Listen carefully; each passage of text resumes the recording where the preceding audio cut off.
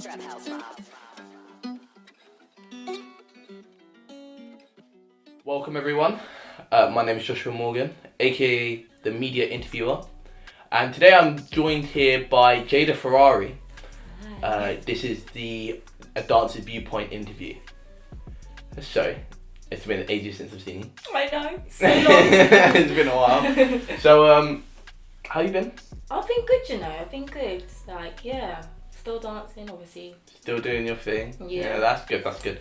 So, what is your main style of dance?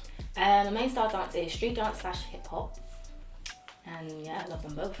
So, street dance / hip hop. Okay, so why is it that you've mainly chosen those two styles to go with? Well, it's because I really kind of started out as those two when I was about 8, and kind of stuck with it ever since, really.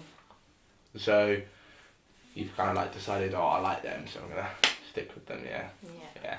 So did you do other styles? Did you? Yeah, I've done contemporary, lyrical hip hop. I've done a bit of ballet, tap. Yeah, all of the. Yeah, so pretty much. I've done them before. I hate that. I hate tap. I hate ballet. So, where have you? Where is it that you've trained? Because I know you went to Luton Sixth Form to do dance. So where is it that you trained when you were younger? Okay, so I've moved to various of places. So the first dance school I went to was Jane's School of Dance. Yeah. Did that for about a year and a half. Then moved to a woman called Chantel. She's a really lovely person. Did a competition with her as well. Won my first trophy there. Then stayed with her for like about another year and a half, 2 years. Moved to Street Dance Productions. They were really good as well. They pushed me further. Never mind, I could not dance before. Yeah. So, Yeah. 2 left feet. Stayed there for about 4 or 5 years, and then finally moved to Rhythm Junkies, which is they pushed me up so further. Yeah, Rhythm so Junkies. I believe when you were with Rhythm Junkies, you went to a competition in Germany. Yeah. Is that right? So Yeah. tell me more about that. Okay, so it's a 3-day competition, but we stayed on the Thursday. Competition was Friday, Saturday, and Sunday. Competition, we had to compete into 3 different categories: a solo, duo, and then a group piece. We all did really well. I came first in my solo, so I'm the European champion. Oh, okay, you had to flex on them. Okay. And then duo, we came 4th, also champion, and then the group piece, it came 7th in the whole of Europe. So. Yeah, that's still amazing. Yeah. Though. That is incredible. So, would you say that like competitions are kind of like your niche? You like that in dancing, or? Yeah, I mean, I haven't done a competition since I was like 15 or so. Okay. For clarification, she's 19 now. Yeah. Yeah. But yeah, so I definitely miss them, but I think it's more about having fun with it now. Yeah. When doing competition, you're all focused about winning, getting trophies, making your dance coach impressed. Like, you have to do well in it. Yeah. So, kind of. It is very you have to be like they're very like strict on it. So speaking of strict, you went to Phoenix Star, right? Phoenix Star Academy to do dancing and stuff when you were, I would say, teens. Yeah. So how was that? How did that go? I mean, she pushed me so well. Who? Sorry. Jasmine J. Buckley, really amazing teacher. She pushed me really well, pushed all of us well.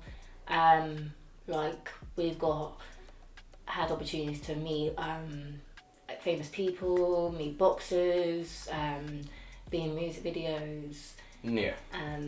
Yeah, she's. So would you say she pushed your like dancing career as a? Yeah. Do you know what I mean? Like, as a whole. Yeah, I definitely say she did. I mean, I'd say she brought confidence in all of us. Like, she would push us into things that I wouldn't even think I would be good at, and be able to win all these competitions and stuff. Yeah, it's quite an incredible feat. I've seen your like medals and your trophies. You have loads and loads, and it is a bit very impressive. It is actually like really impressive. So, yeah. So, okay, we're gonna move on from your backstory. We're gonna talk more about dance as a whole. So, dance. How do you think the dancing climate at the moment? How do you think it is? Like worldwide, I'm talking about. I feel like the thing is there's like loads of different styles and people that teach dance. So it's like that person might be good at something, but that person's not. So I feel like if you get tips and tricks from other people and then bring it into your own way, it becomes better. Yeah. And I don't know. Dance is just so expressive. So it's like you can do so much with it. It is. I agree with that. I do agree with that. I think dance is like very like bring your emotions out. It is very expressive. It's very, we say very therapeutic. Yes, definitely. Yeah, definitely. Okay. Right kind of music as well. So do you think it like do you think the climate of dance is good right now? Like I mean, do you think it's because in my personal opinion I think it's like way too serious. It's way too focused on being the best instead of just again being therapeutic and more expressive. I feel like it is and isn't. You just have to have the right coach as well. Being a bit honest here, my dance teacher, she was more focused on us winning all the time, which is good, obviously, don't get me wrong, but at the same time, we miss like having fun and just being us at the same time, being kids 100%. initially, like, yeah. Yeah, okay. So would you say, what about dance education? So obviously, do you think do you think there are enough colleges and universities for dance? And do you think there are not enough, no? No. So I feel like there could be more. Okay. Especially someone that's been growing up in Luton for like their whole life, I feel like there could be more in Luton instead of like it being in London, Birmingham, like Edinburgh, places like that. All the big places tend to have the dance academies, but obviously it's hard for someone like say in Leeds to come all the way to Birmingham or come all the way to London to dance. It's a lot harder. So okay, so what about do you think it's right as well, the education that they're doing in these dance academies? Do you think, because obviously I know each academy is different in the way they teach, but do you think that the structure of the education is good and provides useful information? I feel like they're doing the best that they can for what, I feel like most of it's from what they know, and then a bit of it is from what the system knows, if that makes sense. Like, so I feel like sometimes they focus more on what the system says just to get people by, and then not really do what they are being based on. Yeah. Okay, speaking of which, what about jobs? So dancing jobs, like being a choreographer, backup dancer, do you think that there's enough of them in the world? Do you think there's not enough of choreographers and backup dancers in the world? Choreographers, I feel like anyone can be a choreographer if they wanted to. Backup dancers, same again. I feel like you don't actually necessarily need a dance school to be in a, say, backup dancer, be in a music video. Yeah. You could literally... But do you think that, think that like having an academic dancing background boosts your dancing career? Because there are a lot of self-made dancers. There really is. In the There's world. A lot. Again, like Matt Stefanina, Jojo Gomez. Of course, I believe Jojo Gomez went to an academy, but Matt Stefanina started when he was 18.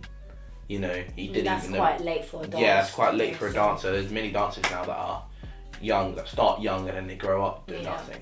So he started when he was 18. Now he's the most followed dancer in the world.